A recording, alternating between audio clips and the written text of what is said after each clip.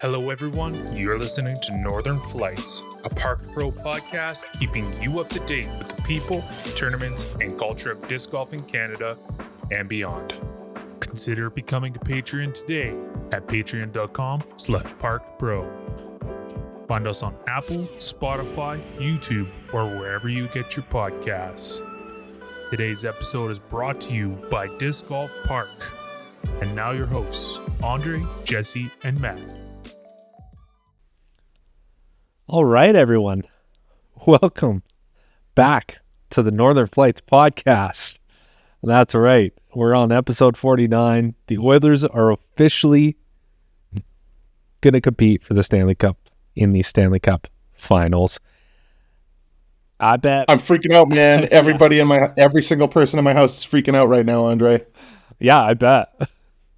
I live alone, but I have a dog, and when I freak out, my dog freaks out, so that kind of counts. Yeah, it definitely counts. That makes two of you at least. So, I mean, I begrudgingly cheer for the Oilers right now. So, I lost all respect for you. If the Vancouver Canucks made the Stanley Cup Finals, I would not cheer for them. I'm really sorry. I just can't do it. I could cheer for a couple of teams in Canada, but let's put it this way. I'm not cheering for the Oilers. I'm cheering for McDavid. I just, get it out of the way. Get McDavid's Stanley Cup out of the way, and then he doesn't need to win another one. When he inevitably moves to Florida. Yeah, exactly. Or wherever he's going to go to make tax-free money in anonymity. Yeah, exactly. But anyway. This is a disc golf podcast, and we have I know, right? We have a great episode. Yeah. The biggest news out of Canadian disc golf. We got a lot of Canadian disc golf. Huge guest. She finished third at the Portland Open, an Elite Series event. She's the spotlight of Canadian disc golf right now. Sofia Donnecke is going to come on the show, but burying the lead, her caddy, Brett Henderson, going to join the show. Brett Henderson. Yes. Pew, pew, pew, pew. Yeah. Pew, pew. Yeah. It was awesome talking to Brett. Yeah, it was great. It was awesome. You don't have to get the caddy perspective, and it's they're I said it in the interview. They're probably the smartest caddy player duo in all of disc golf. So Brett, of course, is doing his doctorate right now doing his thesis at UVic as well. So both smarty pants and coming on the show talking a bunch of chemistry. So yeah, what a cool pair! What a cool interview! They're so thoughtful and fun and good at disc golf. Yes. Well. Yes. Yeah. Great at disc golf. I mean, it's there's this past weekend. It was just so awesome. I don't even know how to explain it. I think the attention that it's garnished is just like, it can be felt across Canada, and it's one of those things. It's like I pay attention to the professional scene. Obviously, we have this podcast, and you're not going to start a podcast if you're not super into disc golf, and or at least paying attention to the Disc Golf Pro Tour. I pay attention a little bit to the MPO, a little bit to the FPO, and this year, especially just with how busy things have been, has been a little bit less and less. But it's funny. I had the whole weekend this weekend, and I had the mornings were free, and even though Sofia wasn't on the card for round one, I was able to watch round 1, 2, 3, 4. I was glued to Disc Golf Network this weekend because Sofia just put on a show. It was so awesome. She's got so much attention, bringing so much attention to Canadian disc golf, and it's just awesome. It's so well deserved. It's so good to see a Canadian doing so well. Between Sofia and Chantel, we are so spoiled. It was just a matter of time. We know the talent, the quality of players up here in Canada, as well as anybody, because we get to see their games up close. And I think both of us saw this kind of thing coming. We talked about it in the interview, but we could see the improvement in Sofia's game, a really rapid pace of improvement. And this was kind of the inevitable thing, was like she was going to pop off against the best in the world at some point, and we got to see it this last weekend, and it was so exciting for us. And this is like kind of dumb, but kind of not dumb. I don't know if you feel the same way about this, Andre, but like we're not friends with Sofia. We're not friends with most of these players. But after we like spent a summer filming a bunch of them, I don't have a kid, and maybe you can like give this a percentage of how it relates to your child, who's amazing. But like when I see these players performing well outside of Canada, like Miguel was on coverage. He did a skins match on GK Pro. Chantel going down and taking down the AFDO last year. Like I feel such a sense of pride of these players that, had we not gone out and filmed them, I would still be proud of them and happy for them. But like, I'm just so much more excited and proud when they go out and do well and keep improving. Yeah. And I mean, I think this especially rings true with Sofia, because we got her on coverage. We had her on the TZO and at the BC Open last year. And so it's not like, it's funny you say, we're not friends. We're not really friends, but at the same time, when I message her to come on the podcast, or I'm saying like, awesome, you're doing so good, it's like, I kind of got that. I had that friendship feeling, probably not as reciprocated, but you have that connection because, and maybe this is a you and me thing, because when we're editing, it's like, we see them on our screens. So like, we see them in person, we see them on our screen for the same amount of time, if not like 10 times as 3 or 4 times as long. Yeah. So it's like we develop a connection to these players, and I feel like that has definitely rung true with Sofia. I just remember like last year talking about Sofia after the Tournament Capital Open. I was seeing her bomb, and you went out solo to film that round. We hadn't discussed filming FPO really, and then the morning of the final round, you're like, I'm going to grab a camera and go out and grab the FPO card. And then I was sitting around editing, and you come back and you're like, you've got to watch Sofia Donnecke play disc golf. Yeah, you could see it then. Yeah.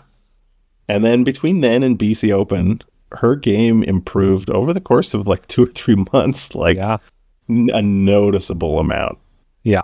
And I mean, which is frightening. And we talk about a bunch of this stuff in the interview. We don't want to ruin the interview for you guys, but stay tuned towards the end of our little intro here, and we're going to talk to Sofia and Brett about all this stuff. But she's making fans. She's making so many fans across Canada, across the States. It's awesome to see a well-deserved spotlight.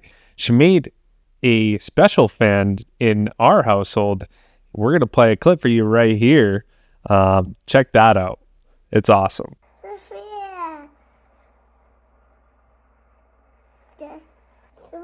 Yay! Go Sofia! 12-11.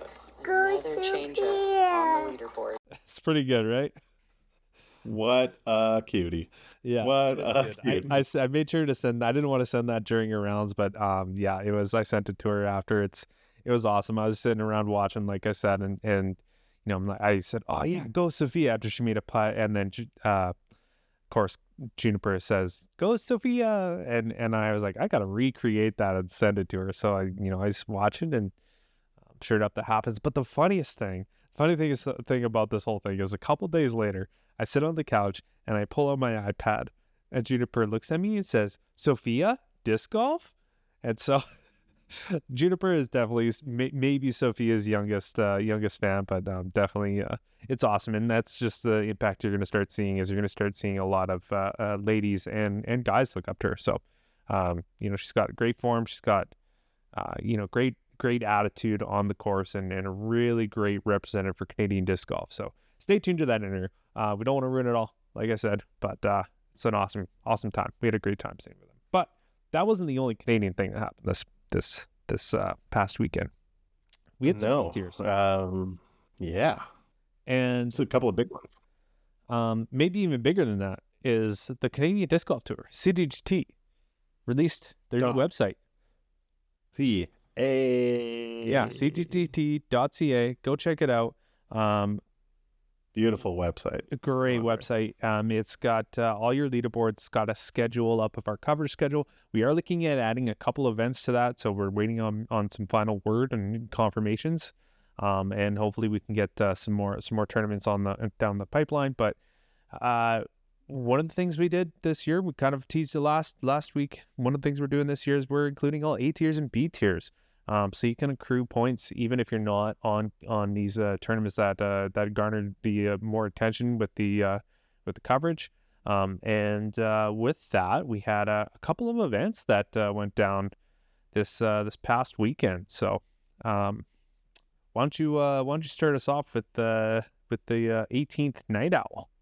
Yeah, the 18th Night Owl, an event that I have played a number of times. This one was held in Drayton Valley, Alberta, oil country up here. And in MPO, it went down to a playoff. Josh Smith caught Sean Morrison in the final round after being down by 3 strokes, and they tied. And Sean Morrison ends up taking down the 18th annual Night Owl in a playoff. Pretty exciting. Lee Danderfer and Noah Higgins tied for 3rd.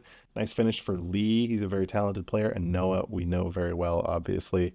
And that was only Sean Morrison's 2nd career win. He's been a good player out here for a long time, so pretty exciting for him. And in the FPO side of things, the comeback queen, your 2nd place finisher on the Canadian Disc Golf Tour last year, Terry Hong, did what Terry Hong does best, which is show up when it counts in the final round.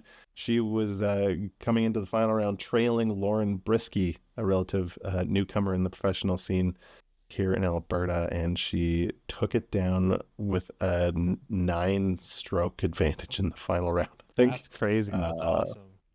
Yeah, so she took that one down by 6 strokes. So yeah, so nice job by Terry Hong winning FPO at the 18th annual Night Owl. Yeah, that's great.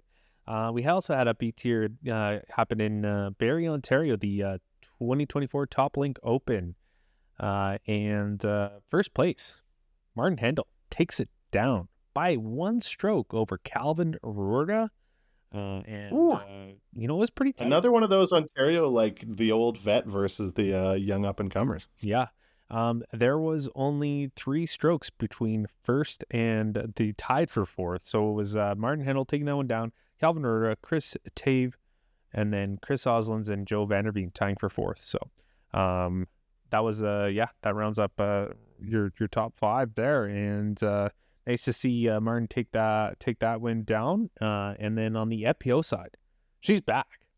Your Canadian Disc Golf Tour winner, Colleen McInnes, gets the W, -7 over Alicia Hums, next closest at -3. And then Sandy Hendel is finishing in 3rd, Chantal Budinsky in 4th, and Rebecca Dawn in 5th. So if you've been paying attention to the podcast or disc golf in Ontario at all on the FPO side, those are names that have come up a few times in the last little bit. So it's looking pretty competitive out in Ontario, and it's just awesome to see Colleen do so well. It's one of those things where, come back from an injury, you know it's going to take a bit of time for them to get back into the swing of things, and Colleen's back into it already. So it's awesome to see.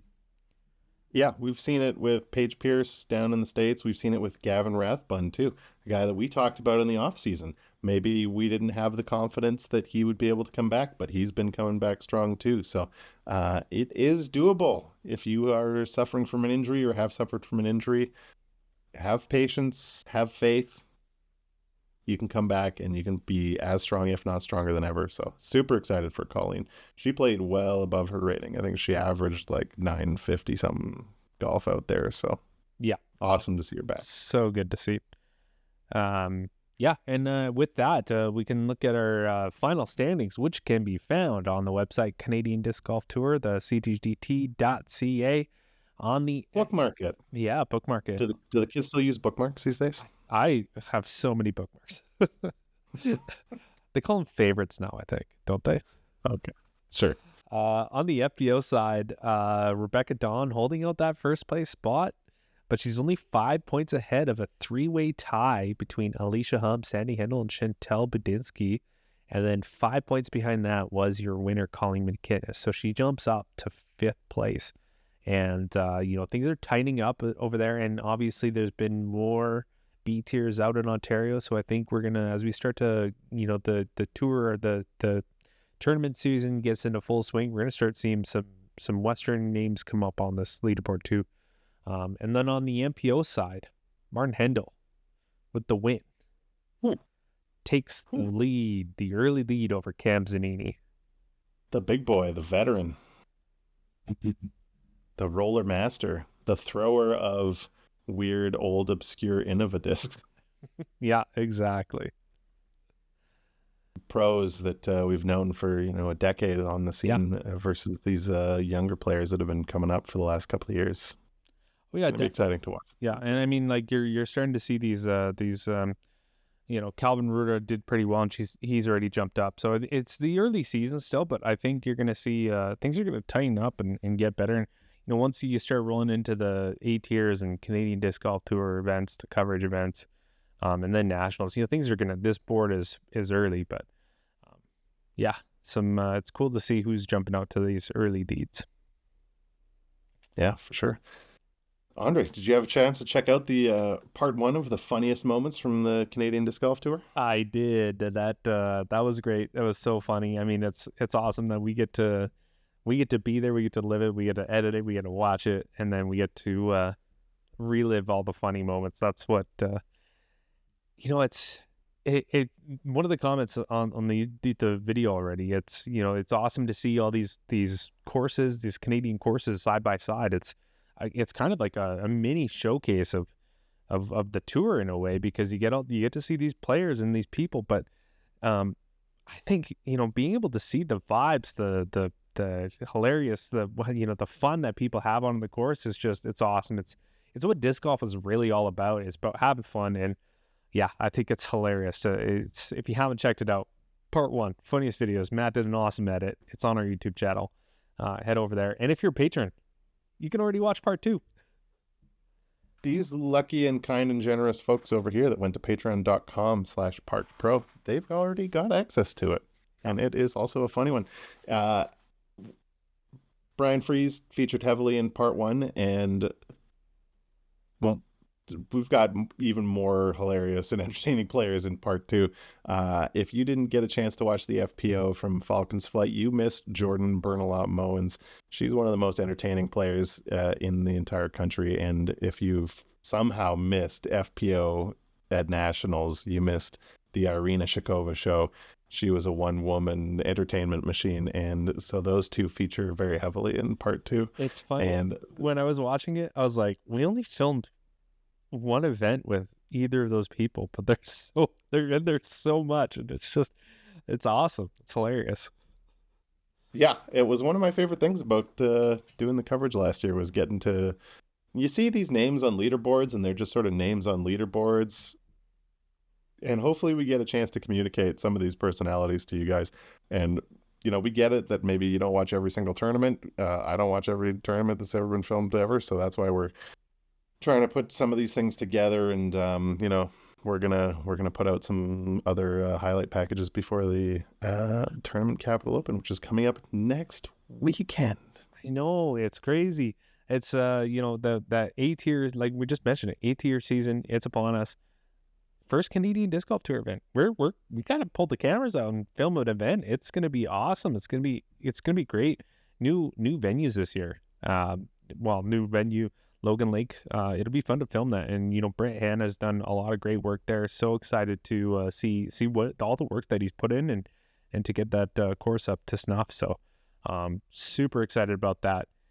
If you guys are there and you spot us, come say hi. Please say hi to Andre only, not me. I despise the lowly commoners of the Canadian disc golf world. Here's the problem about this. You're probably going to be wearing an Oilers jersey or an Oilers shirt, and I'm going to have to wear one because I lost a bet.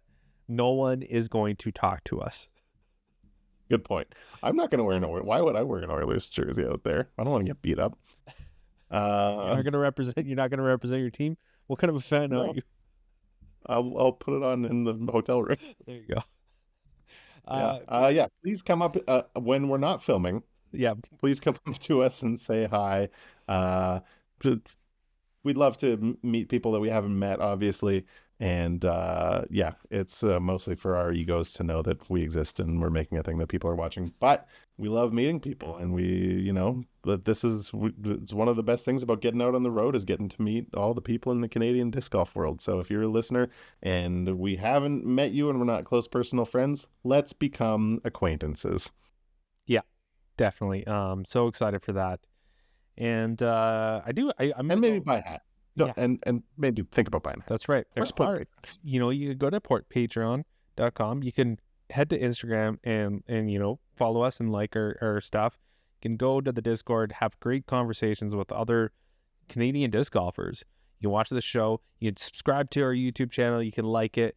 Show all the support you can. But when you buy a hat, you're showing support for us and to get a cool hat. They're nice hats. They're great. They're athletic hats. They're an athletic fit. They're athletic material. I've had this one for a while, and when you get that like sweaty bit here on your hat, I've worn this for a few rounds now, and it doesn't have that. So that's kind of what I was aiming for when we got these hats. Is we want a hat that you can wear out on the course and feel confident and look good while you're putting. Look good and putt good. That's what they always say, right? Look good, everything good, I think is the saying. Yeah, there you go. And if you don't look good, hey, we love you. Speaking of looking good, one of the things, we had our league night this past weekend at Raven's Nest, and I had an awesome birdie on hole 14. It was great. It's funny. We called it the prettiest putt in disc golf when you're facing it. I didn't quite have the prettiest putt in disc golf. You get this nice view, but I got the birdie and the baskets. Prettiest baskets at disc golf park for sure. If you've never been out to Raven Springs and you don't know what the disc golf park equipment brings to an already beautiful place, you got to check it out, because if you've got a beautiful location for a disc golf course, you got to turn it into a disc golf park. Yeah, you've got to. And speaking of Disc Golf Park and support, they show support for the show. And we really appreciate everything that Disc Golf Park does for us. Matty is an awesome guy. He's great course designer. And you can reach out to him for all your Disc Golf Park needs. And with that, Disc Golf Park, it's a unique disc golf course concept developed in Finland in 2005. It is based on the idea of building sports facilities in an environmentally friendly way. Disc Golf Park provides great experiences for players of all skill levels, from beginners to professionals, and our main ideology is to introduce disc golf to new audiences. There are several options to suit any kind of course, and all official disc golf parks include professional and safe course design, Disc Golf Park Pro targets, tee pads and tee signs, and an info board to welcome players to your course. The Disc Golf Park World concept consists of multiple courses designed for different types of players. Multi-golf is a new fun activity for the whole family, and in multi-golf, 3 forms of golf are played: foot golf, disc golf, and park-style pitch and putt. School Disc Golf Park offers students a new and exciting form of exercise for the physical education classes. A course suitable for schools can be designed even in a small area, for instance, a schoolyard. Furthermore, the costs of School Disc Golf Park are lower than those of regular disc golf parks. They also offer private and group lessons or clinics. For more information, check out the website at DiscGolfPark.com and request a quote today. Now, we can't guarantee that every single putt's going to go in, but a bunch of them. It will be. If you're in a disc golf park, you're having more fun. It's true. It's so true. Almost guaranteed. Nearly guaranteed. Yeah. All right. Well, I think this is a great time to put it over to our guests. We got. Bring it on. Let us talk to Brett Henderson. Let's go. Let's get nerdy up in here. And Sofia. Yeah, we love Sofia, and we've chatted with Sofia a couple times. This is our first time chatting with Brett, and they're great. They're great people, great attitudes, and great representation of Canada. So, without further ado, here's Sofia and Brett.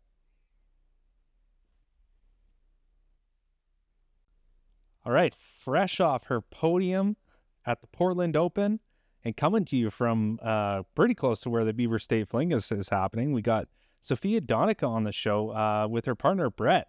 Henderson, you probably saw Brett on coverage if you watched the coverage at all as well. So, some people, you were being compared to a certain commentator pretty often on coverage, and I think a lot of people were getting a kick out of that. But it was awesome to see you guys on coverage. I was glued to the screen all weekend, and it's pretty funny. I sent Sophia a picture because my daughter got into it too, and she's only 2. So I guess I congratulations is in order for starters, and for those that are listening, Sophia's been doing a bit of a podcast tour. So I mean, if you want to go back and search for some Sophia podcasts, you'll kind of get to know her a little bit. But we're going to kind of skip all the introductions because you've actually been on the podcast before. We took you on, we had you on right at the beginning of the season, and it was to announce your sponsorship with Innova. And I think it's pretty safe to say that's going pretty well so far. What do you think?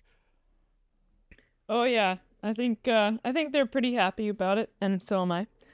Yeah, it's awesome. It's pretty cool to look at social media and see such it's almost like uniting a country behind you right now, which is awesome.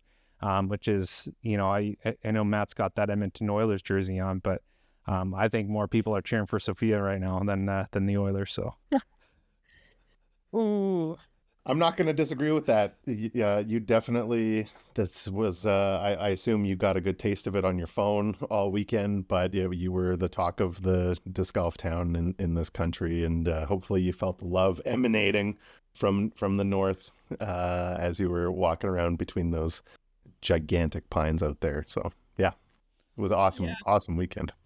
I guess the first question is how are you handling this sort of, we're going to say newfound fame? I mean, I'm sure you're getting lots of messages and obviously, with doing all these podcasts and stuff, how's that all going for you? Is it quite the change? I think I've definitely noticed that now when I pick up my phone and I think before I open those apps, whether I have a second to if I'm going to respond to stuff or I'll set it down. So honestly, it's helped me not just go on my phone for no reason as much, because I know that there's a lot more responding to do. But it's been really cool to have the attention and feel all of the love from Canadians and some Americans as well. So yeah, I think I'm handling it pretty well for the most part. I've probably been on my phone a bit more than normal. It's already started to go to her head. She's a different person. Yeah, I feel like I barely know her anymore. Yeah. Classic.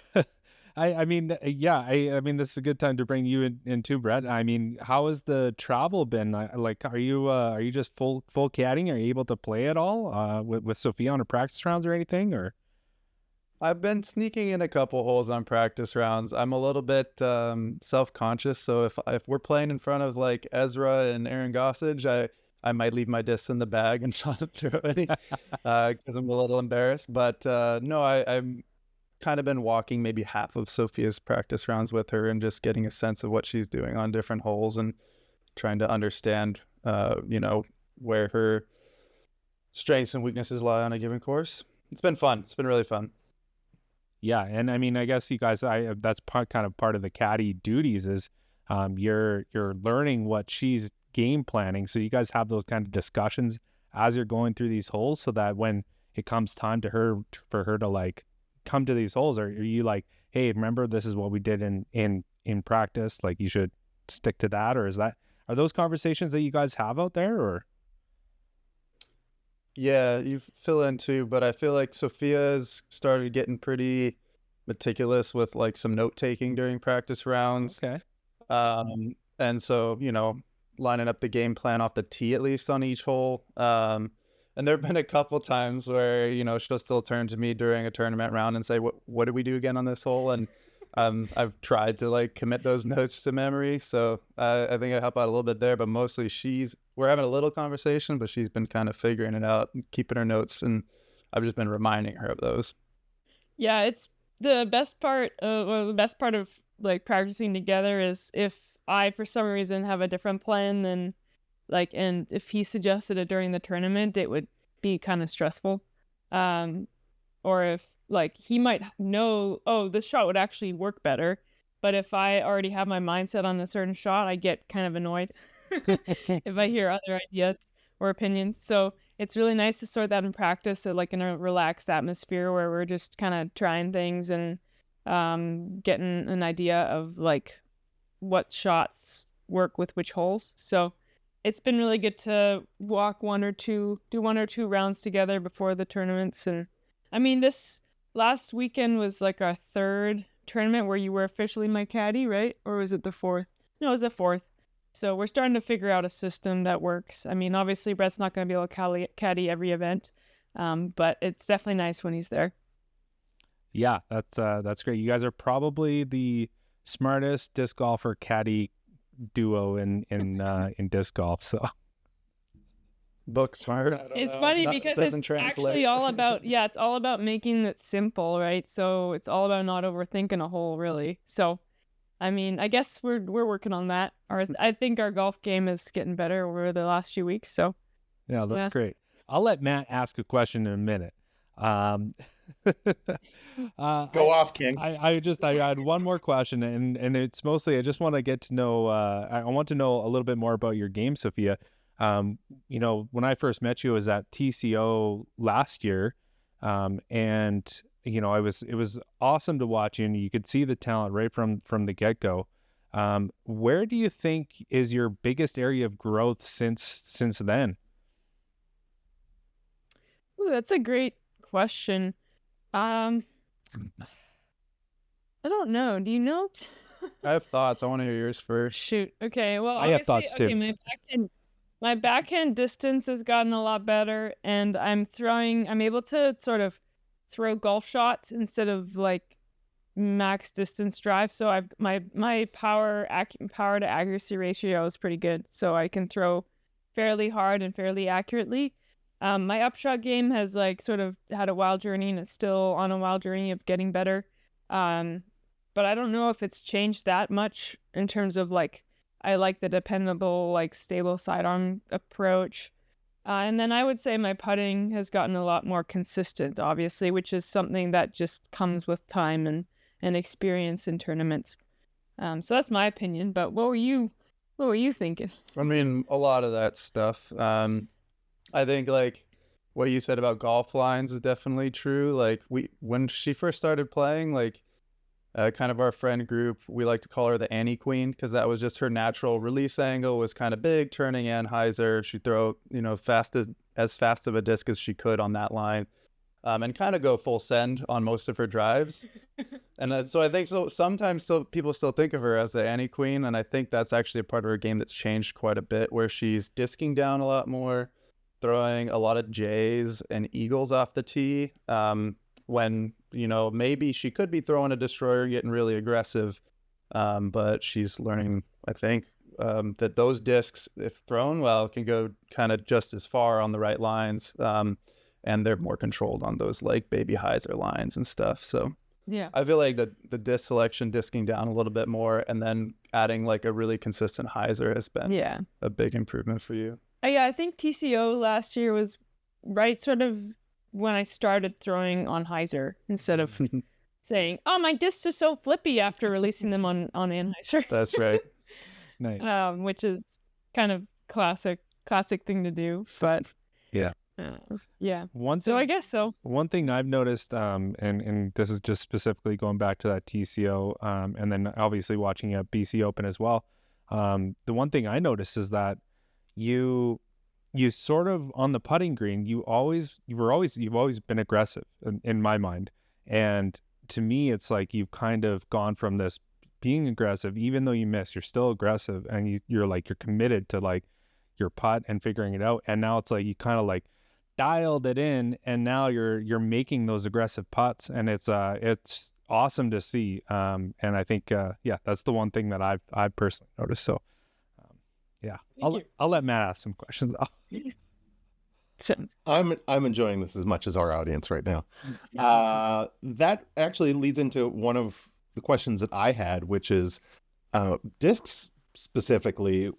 Now that you're sort of making a name for yourself with Innova, Are you getting some more detailed like disc advice? Are there team members that are like, oh, if you like this disc, you should check out this run of Thunderbirds or this run of Wraiths or something like that? Like, are you starting to have people like kind of get you into the weeds of discs in the end of a lineup right now? Yeah, so not like, I mean, not much time has passed since like I've started performing on the pro tour, right? But I think I've always, since I joined the team, there's been a lot of people like that have advice ready at hand, and there's been a lot of me like figuring out what discs work for me. And so like the Echo Star Destroyer is just a disc that I will probably always try to have around. And so yeah, it's a combination of me learning certain runs and then people lending me discs and suggesting that I try discs for sure. So yeah, it's been a cool last few months learning their discs and the discs within the molds, you know, that you want to look out for. So Yeah. I was just gonna say, from a marketing standpoint, it's working, because when you talked about the Eco Star Destroyer on a couple other podcasts, I was like, maybe I should go look at getting one of those. So obviously, you've done well for Innova. apparently they're hard to get. So I don't know if they're still making them, but I'm gonna hopefully be able to tell them to start making them. I don't know. Let's see. Us too. Yeah, the EchoStar plastic in general, I don't know if they're like still producing that as much. I don't see as much out there. So, but it's like it's tough because that plastic, it beats in. So like a disc I started throwing in December, I basically like it's too flippy. It's basically just like a tool in my bag for crazy shots. But they have like a short-ish lifetime where they're just like the plastic feels really grippy and they fly a bit more flippy, but they have the same rim as some of the as like a destroyer or an Excal. So it's interesting. It's an interesting plastic. So yeah, maybe I should just get some Star Destroyers and have Brett beat them in for a couple of years. And I get a lot of trees when I play, so no, there you go. on some days he does, but some days he just cures it all. Well, we talked to a guy that did his master's thesis in flight numbers, essentially, like the aerodynamic nature of golf discs, and he studied what makes them fly the way they fly, probably as much as anybody in the world right now. And he's a disc golfer, obviously, and he said that it's actually like the little micro abrasions on the surface of the disc that end up making them more flippy over time. It's not necessarily like having them get crushed and bent over and over again. It's just the tiny microscopic imperfections on them. So That makes sense. maybe Brett chuck them on the cement. Well, I do love that EcoStar plastic too. It's really great. I ruined my right before. I guess maybe it helped, but right before Portland, one of the practice rounds on that big off top of the world shot on Hole 5 East. hole 5 on the East course. So you're throwing down, then you have the bunker, and then you throw over the water, and then it's like a big par 5 for FPO, par 4 for MPO. I threw my Echo Star Destroyer. I wanted to go real far into the bunkers. I threw it hard and I turned it, and there must have been some kind of wind helping it turn because it was still somewhat stable at the time where I could throw it hard on distance lines and it would come back. But it turned into the sidewalk. There's one little strip of sidewalk, and it was just sky bombing down to the sidewalk and just cut rolled on the sidewalk. And then after that, it was basically the other one I have. And so I just, it just changed from that after that throw. Yeah. So yeah, definitely some abrasions on there. So get your Star Destroyers and just rollers down the cart paths. There you go. Yeah. Just rub them on pavement and stuff. I was been editing a bunch of clips from 2023, and Colleen McInnes has what she refers to as her broken turn, and it's an Echo Star turn, and it'll go straight, laser straight for 250 feet, and then start burning over to the right, and it'll just stay over to the right the whole rest of the flight, basically. And it's Echo Star plastic. So yeah, come on, Donna Pace. Get back out to get some more recycled discs. We were talking about caddying, and I'm curious about this. because I've never played disc golf at anywhere resembling a competitive level, but have you had to like start thinking about your game in a different way? Like from, obviously you're a competitive player and when you play tournaments, you go out to win. But when you're approaching a weekend and a round and you're starting to consider, hey, maybe this is something that I might want to do for my summers, seriously for a while. Like, do you approach the game in any different way as like, oh, if I could be good at this, like, do I need to start playing a different way, or are you just going out and chucking discs the same way that you have for the last couple of years and trying to beat people? Me? Yeah. No, Andre. Yeah. No, I mean, I think I've always sort of like I've been competing since basically when I started playing. And so I think it's always been actually in practice I'm not playing for a good score ever. I'm playing to like learn the shots and like execute a shot. So if I throw a bad shot, I'll try again the same shot. So my practice round scores are always terrible. And I don't know if that'll ever change because I'm also running most of the putts, but maybe I'll say, okay, well, if I was in a tournament, I would lay this up, or, it's always fun to try and experiment around with what you can do and whether it's repeatable. So my practice rounds, I think they've always been like in the back of my head, like of like the best way to execute a hole, while also maybe trying new things, but like, obviously not like things I would never use. So, but lately, yeah, my practice rounds have become even more to that, where like I'm rarely keeping score, especially on these courses like Milo or whatever. I'm actually like, I'm throwing a couple shots off the tee, maybe fewer if I'm closer to the event, and sticking with the game plan. And like, maybe if my shot does something weird, I'll actually not even take that lie. I'll go back to where I normally land and practice from there, and just kind of practice the spots I want to see and try from. And then also it's like really important to get to know the green. So I'll try like different approaches from different angles. So like the Genius hole 17 on Milo, the first day or two I was approaching it from the right, and today and yesterday, or I guess the first day I did from the right, and today and yesterday I actually was trying that flick line on the left side, which was also an open area, but with OB. So like, it's really important to get to know the hole. And that doesn't necessarily mean like doing a scored round, So.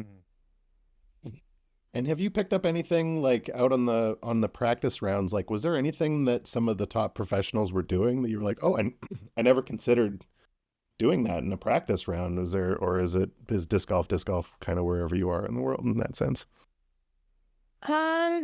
I think that like maybe this is where I picked up that habit of like, you don't have to take your lie, you take like a different lie. Or like when I was practicing with Jen, I think one of us or someone was like, oh, I'll take this lie. I'll take your lie. Actually, I'm going to throw from your spot, because I think that's probably where I'm going to try and land when I make the adjustments I need to make. So it becomes a lot more like, okay, this is what my shot is going to do, probably like 90% of the time, unless I do something stupid or I'm off on that day.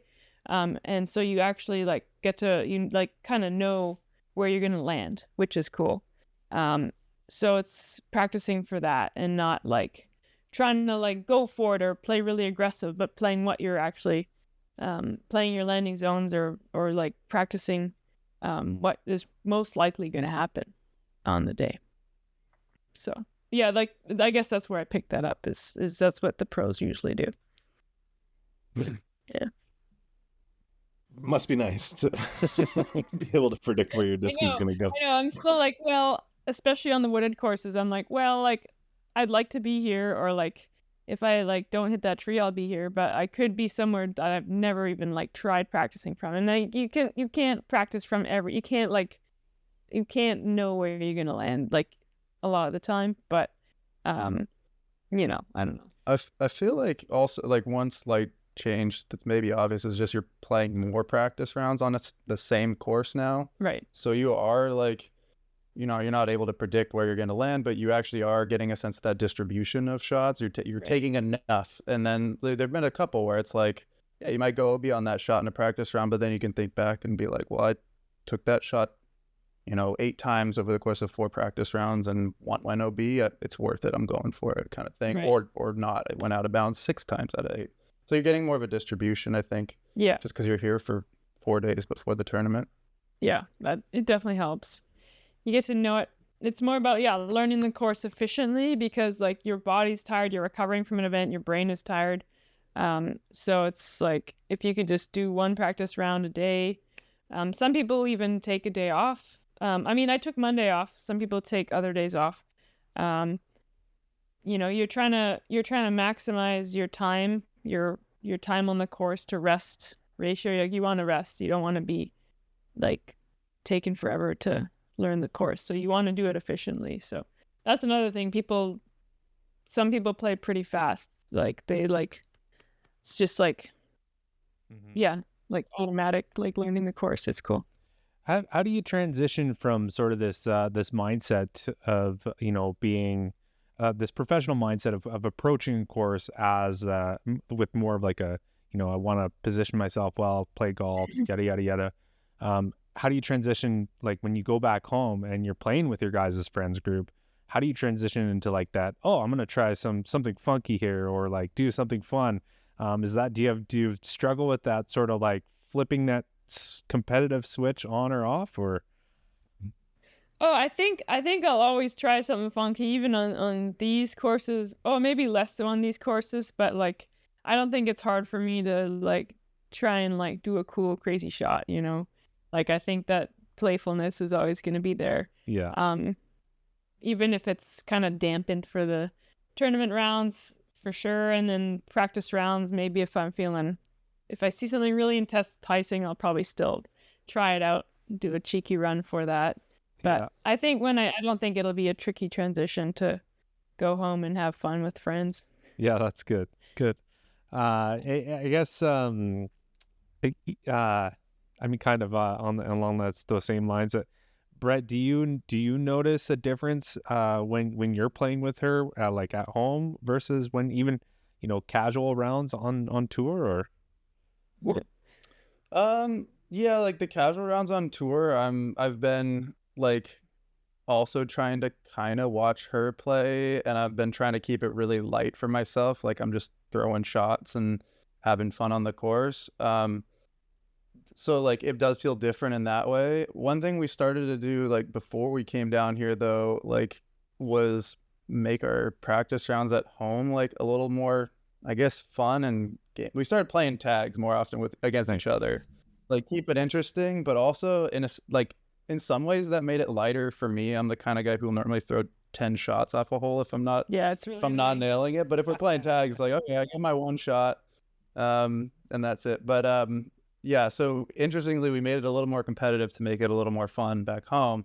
But here, I'm just enjoying the scenery and throwing some shots and mostly watching her. Yeah. Well, speaking of scenery, I mean, you guys do a lot of hiking and climbing and all that kind of stuff. Do you guys, how often are you guys able to get out and get on hikes? And do you guys kind of plan that stuff before you guys visit these areas, or? We haven't been very good about that. Yeah, it's tough. Like, I mean, Brett's riding, and I get out on my bike a lot, so that's sort of been taking the place of that right now. But yeah, usually when we do a hike that we are excited about, it'll be like a full day, so it'd be like a get up early and like hike for like 14 hours kind of thing. Totally. So it's kind of tough to fit that in here, but we've definitely been looking at Mount Hood and being like, ooh, like we probably need gear for that, but like that would be really fun. Kind of kicking ourselves for not bringing more stuff down in anticipation of that, because it would have been a fun way to end this trip, I think. Yeah, there's some hikes nearby, but I don't know if we're gonna have the time before trying to get back home after. But we definitely are taking notes for next time. Mm-hmm. Thanks. Very cool. And so you have you're going to be taking a break from the pro tour, it looks like, and spending some time back in Canada, playing some Canadian tournaments. How do you anticipate that sort of? I don't want to say aura, but do you anticipate having more people like coming up to you as like fans, as opposed to just like, that's Sofia? You know, I think for sure at like bigger tournaments, I think when I initially go home, I'll probably get cons and then it'll go back to normal, you know? totally. Maybe at bigger tournaments like BC Open, I'll like have another wave of people like that maybe remember the coverage from Portland Open. And I think that'll be really fun to like remember or like meet people and stuff. I'll feel bad because I'll forget everyone's names. But yeah, it's going to be fun. I'm actually looking forward to sort of seeing like that extra pressure that you might feel for being like sort of the you know, I'm going to be higher rated soon. Like I'm going to come into these tournaments with like more to lose versus like being kind of an underdog, which is what I'm used to. So I think it'll be like cool to practice how to deal with that and that kind of mindset. So I'm excited to sort of take on that challenge, as well as like all the local players that are going to come out and come for me, like Julie. He's gonna, like, and Gabby and everybody really. I think it's gonna be a lot of fun, and I'm gonna embrace it. It's gonna be great. I'm like trying to look at my schedule, and like I'm wondering if I can maybe go sneak back on tour or do some of the tour events. After all, before the end of the year, so my schedule might change a little bit in the next couple weeks. Yeah, that's cool. As you should. Yeah. I've got a question about cyclocross. Are you sponsored in cyclocross, and how, related to the world of disc golf, how competitive are you at cyclocross? Like, are you doing Canadian A tiers in cyclocross? Are you doing like fun one-day C tiers of cyclocross? Are you playing casual rounds of cyclocross? Where do you fit in the cyclocross world? Yeah, that's a great idea. I mean, let's see. I'm on like a local team, but it's not like any kind of monetary sponsorship. It's more like, do you need something for your bike? Like I can get you those parts, and like it's like a race team, but like we do fun rides. I don't know. It's pretty low key, but like a great group of people. And in terms of racing, like I did my first season last fall. I've always sort of been into like mountain biking on my old mountain bike thing. That's not like a fancy mountain bike, and just kind of getting down the mountain on it. So it was cool, like when I got like a cyclocross bike, to like finally try and use it in the races, and actually started doing pretty well. Like I was up against, there was some people coming home from like World Cup events, and like I was always like on their tail sort of. So I got a bunch of podiums, and I was racing in the like elite category. So people were like, you got to do more racing in cyclocross. And I mean, I only fell like, well, actually you fall a lot, but you're not going very fast. So like usually you just get back up on your bike and keep going. But it definitely comes with a bit of a risk, you know, if I do it right before disc golf events. She was getting me a little scared when she signed up for a race the day before she flew out for Throw Pink last year. Because like the previous race, she'd fallen and twisted her knee pretty good and wasn't able to throw for a few days. And then she did actually race the day before she flew out to Throw Pink, and everything went fine. But that was I got second place at that race, and it was my best finish of the fall. So it was pretty cool. But I mean, I'm definitely not like up there as much, but like I think it would take a lot. Like cycling is one of those things where like if you want to get good, you got to put in like couple hours a day, and it's just like such a huge commitment. So like right now I'm just kind of trying to maintain my skills and maintain like a baseline fitness, so that if I wanted to jump into a race, I would just need like maybe 2 to 4 weeks of like hard training, and then I could jump in, instead of like training for the whole year for like a big racing season. So, you know, I'm fitting it in, but like if I don't exercise, I go crazy. Ask Brett. So we gotta do something like that. Also, you only live once, so Exactly. yeah. And Brett, what's your cyclocross? What's your, outside of disc golf, what's your activity? I guess my cyclocross used to be javelin. I threw that in college, and then got on a club team out of Victoria that I was throwing with for the past few years. I had a pretty bad knee injury a couple years ago, and had it all reconstructed, but never kind of got back to the level I was at in college, and ultimately stopped throwing at the end of last summer because injuries were just piling up, and I was realizing that it was hard to do as a hobby without all the access to athletic trainers and therapy and stuff like that. So right now my cyclocross is trying to finish my thesis and get out of grad school. So not a very fun hobby. Get him out. Once I'm out of there, maybe I'll find something fun and new. Hashtag free Brett. Free Brett. Was it your plant knee or your landing knee? For javelin, it was my like block leg, so it's left, which means in disc golf, not my brace leg, but early on, actually, I have a lot of videos when I first learned disc golf in like 2021 was right after I'd had ACL, MCL, and PCL reconstruction. So I for the first 6 months or so, I threw off my right leg only, and I would have my left leg floating and just twist back and throw off of the one leg with like a brace on and everything. So I got some fun videos of that, but now it doesn't really affect me too much anymore in disc golf. It's more like the sprinting and jumping kind of things that would have been more part of javelin training. That's rough. And mentally, it's maybe even harder to get over too once you've hurt a joint. Yeah, that definitely. You got to like get back to like, trusting it basically. And I think I'm getting there now, it feels really good. Yeah. And if you're not too sick of talking about it, because I know everybody that's writing a thesis is sick of talking about it, give us a 30-second elevator pitch on where you're at on your thesis and what's it about. Yeah, we just did this in our group meeting the other day. Oh, perfect. No, so I'm also a computational chemist like Sofia. And my projects are in like materials for energy storage and energy conversion.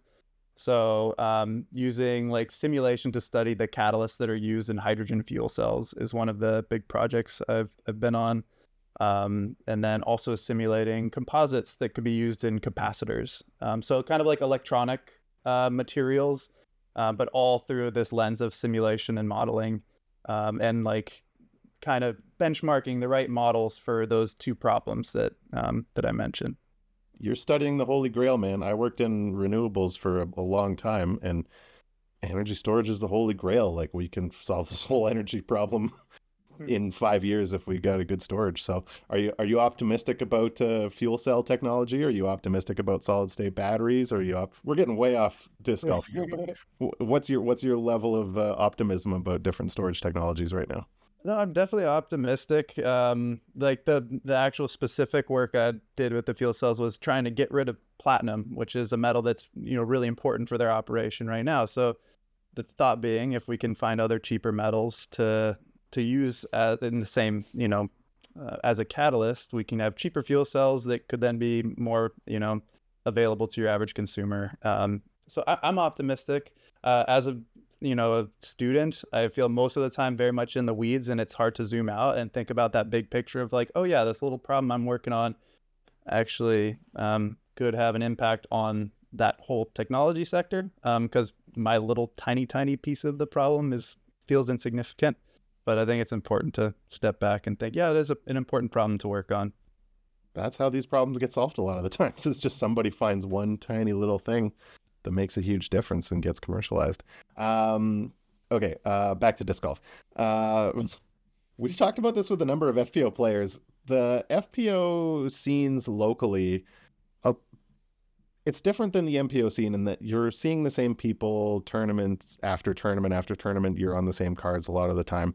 And have you had that experience when you got into some, higher competition on the pro tour of like, were the women you were playing with excited just to have a new face and like get to know somebody new? Because that's a lot of the time that's kind of the feeling at some of these more local tournaments where, oh my God, there's another player in our division. We get a new face to talk to. Did you get that same kind of experience with the players in the top professional level? I think definitely, maybe to a smaller extent, because there's like a lot bigger of a field. So, but it was cool, like over the course of a round, to like get to know all my card mates, and by the end have like a solid relationship with all of them. So I think like everyone seems like genuinely interested in getting to know me, which is really cool. Even though they're like playing every week with like a whole field of folks. So I definitely feel like people, were excited to get to know me. Also very focused on their game as well, obviously. But yeah, so I definitely, yeah, I guess that answers it, right? Yeah. And was it a different feeling, like when you're beating women at an A tier in Canada, people are still kind of happy for you, but on the Pro Tour, you're out there trying to take their lunch money. Did you get a different sense? I actually, no, like I maybe like, I don't know if this is true across all divisions at all, but I just felt like everyone wanted like everyone else to have a good round, which is really cool. So that spirit of like wanting to see good shots and like, you know, we're all rooting for each other, and like the only way that you're going to get money is if you play well with your game. And so you're never actually wanting other people to play bad, because even if your card mates play bad, there's another card out there playing better, you know? So so there's no point in rooting against your card mates. So it's definitely, you know, a cool sport in that sense, where it's like other people don't have to play bad for you to do well. Like you have to play well to do well. Wise. We were talking about education. I always say that the brain is the enemy of disc golf, and so I think you've actually succeeded in spite of your academic success. No, it's a good point. Good at shutting it off during rounds, though. I spend a lot of time thinking about like my mindset and what is useful and what's not. And like, I've just noticed like the more I go into tournaments being like amped up to like shoot really negative or like really low scores and stuff. Like, I don't know, like it's something about like having that little bit, you know, I don't know, detached or looseness about it helps in golf, where you're just focused. And you're not, there's no thoughts spinning around your head. Like finding that place is really where you can start to make a good round come together. But yeah, I've been a student of the game and a student of like my own mind and how to like help myself be set up to play well. Yeah, that's great. I think you know, you mentioned being a student of the game. I think that it shows a lot, especially you know, as Canadians, we're not used to seeing people that we know on coverage. And you know, you got, I don't know if you've watched the commentary, but they loved you. They had nothing but good things to say about you. And one of the things that they talked about was your form quite a bit, and how it's compact, it's casual, and it's funny because even like I was like, oh, maybe I need to like just like be a little more casual with my form and like not try to throw it as, and you know, there's things about your form that I'm starting to implement into my game, and I think that's really awesome. But I think that's just a sign of your growth in the sport. And are there things that you're still that like kind of irritate you about your form, or that you're working on, or that you can pick out, or and I mean, maybe I don't know if you talk about that stuff with Brett too.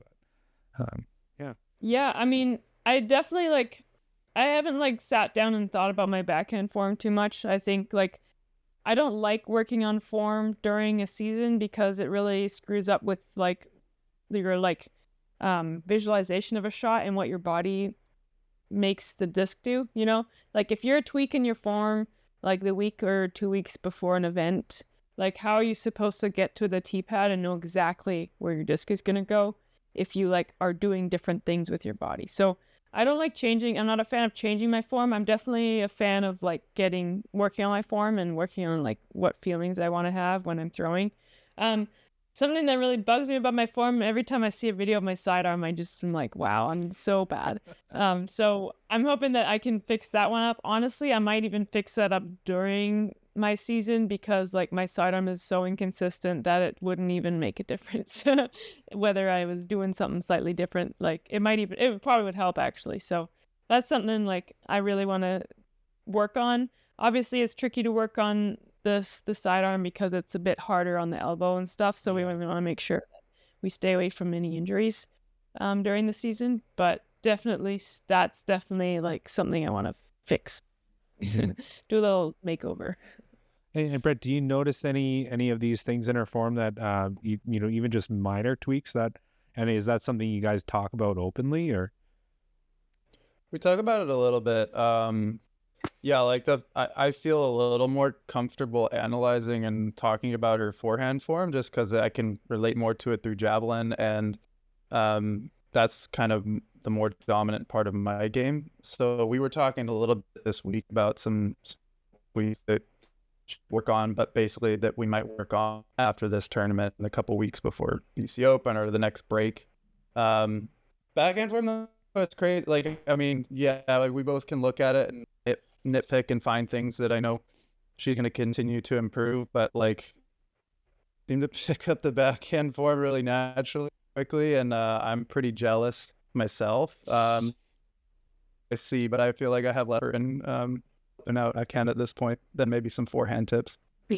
Yeah, It's okay, man. We're all jealous of Sofia's backhand. Welcome to the club. We'll get there. did you see that? When they put those stats up, they ask you about your stats? How did they put those up? Because there was one that said throws farther than you, or is that sounds like Gabby terminology, or sounds like they asked your friends about that one. Maybe. I love that. That's pretty funny. I saw someone send me a screenshot or a picture of their TV with the stats up, and it said I was born in Germany, which is not true. So there's definitely some little bit of misinformation in that part, but and I love that they like posted my photography page, which I post on like a couple times a year.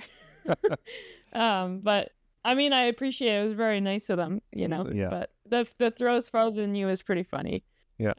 We got a kick out of the BC Bruiser tag. I know. Little moniker. Yeah. Yeah. HOS. That was pretty funny. Yeah, that was pretty good. Yeah, I guess one of the things that we've talked about, and this will probably be one of my last questions here. One of the things that we've been talking about on recent podcasts is, especially in the FPO division, out in Ontario, there's a couple of young guns that are doing really well out there, and they both come from athletic backgrounds.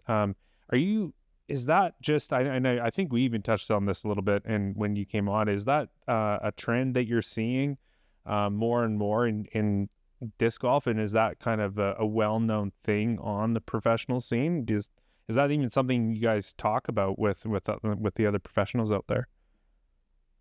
Yeah, I mean, I even heard Paige talking about it a little bit, where like she said that like, I mean, the MPO, you can see like all the young like Gannon and AV and like a lot of young athletes coming on and doing really well. And I think Paige was saying that she's starting to see that shift a little bit in FPO, where FPO is just starting to see growth as well, where like more and more athletes are coming on that pick.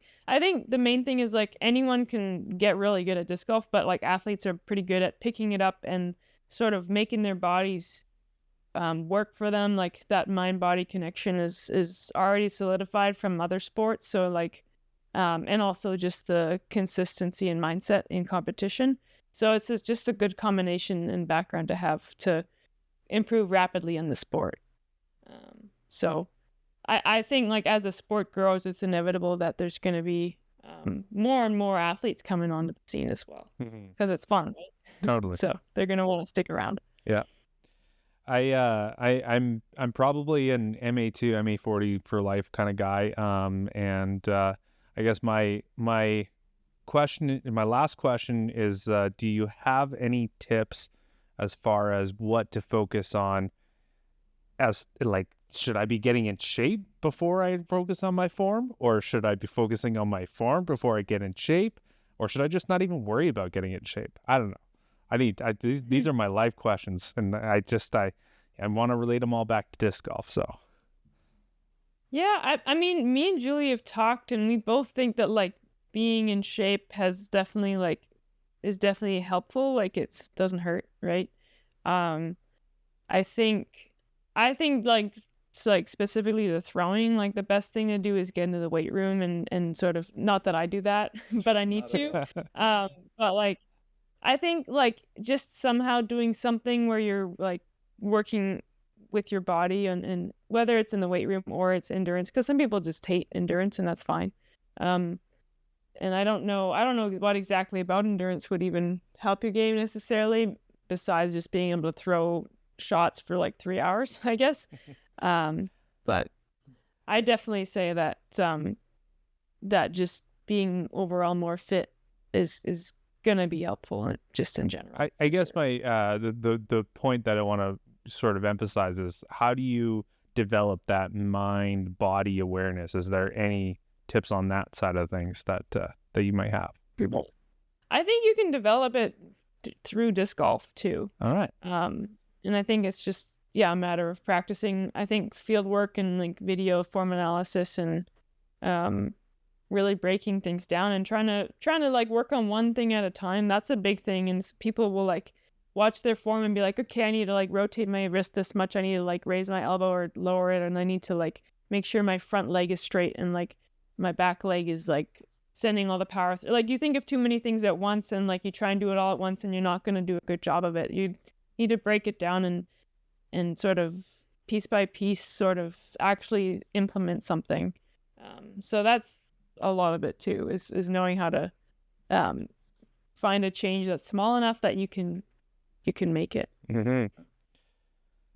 I was just gonna say, I have like little thoughts on this that like mostly involve also adding in movements that are not familiar to you. So if you're always doing disc golf, you can become stuck in patterns or whatever. And I don't know, that might be more applicable to younger kids who are learning the game. Like I've always liked having diversity and playing, having multiple athletic outlets. But there's a really cool, like I think it's Heidi Leine's working with a trainer who has a lot of interesting posts about like not just breaking down movement patterns, but like switching up movement patterns to make your brain like kind of work through it a little bit. And so you'll see he has people throwing from their knees and doing like jump back throws and all kinds of weird stuff. You know what? I did that. Okay, I want to say this because she thought of it before. I thought of it one time we were doing field work with our friends. And I was like, hey guys, I want to work on like planting with my front leg and really feeling my front leg sort of stop my body.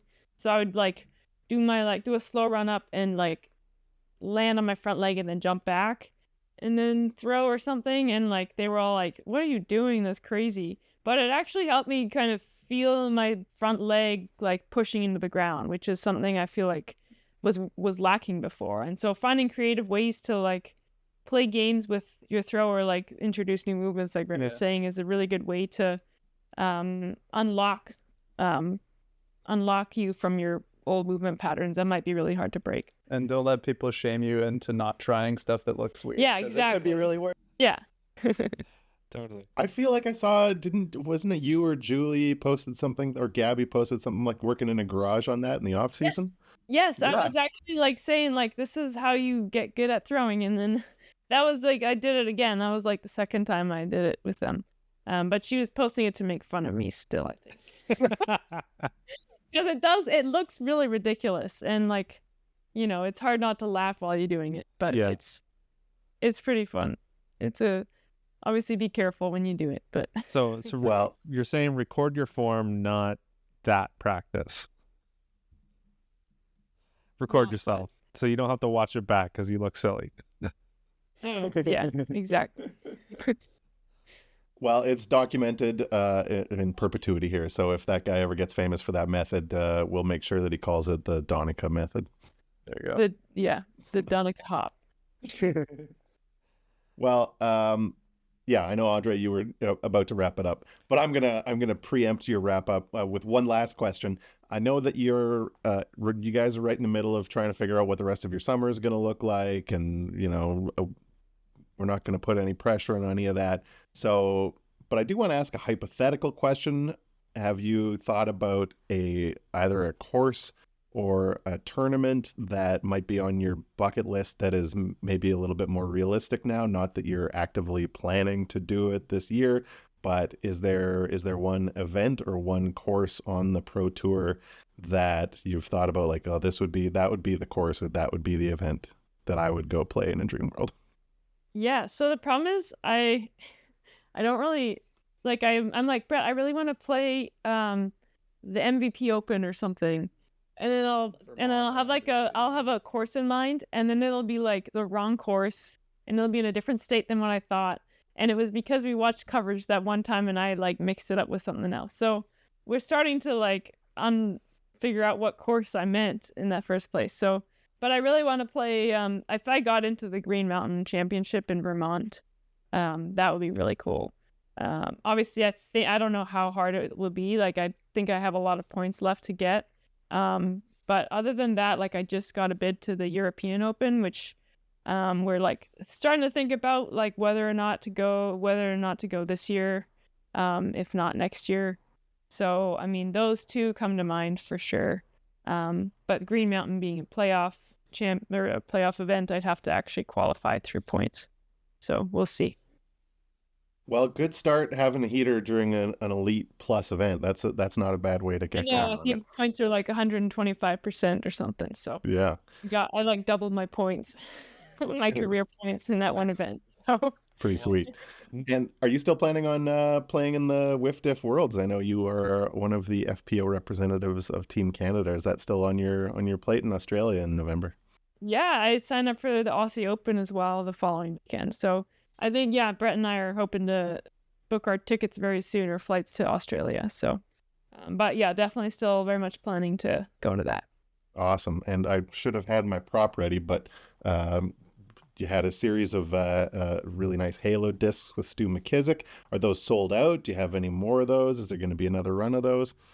I think we have maybe less than a quarter left of what we got. So definitely we'll probably bring them to BC Open or something and set up there and see if folks are interested.